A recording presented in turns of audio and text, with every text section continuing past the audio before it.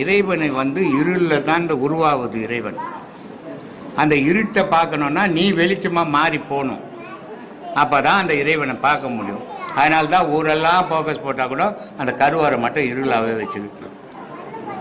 சாமி ஆத்மா வணக்கங்க. ஆத்மா வணக்கம். என் பேர் ராஜேஷுங்க, கோயம்புத்தூர்லேருந்து வரேன். சரி சாமி, நீங்கள் சொன்ன விளக்கங்கள்லேருந்து ஒரு சில கேள்விங்க கேளுங்க.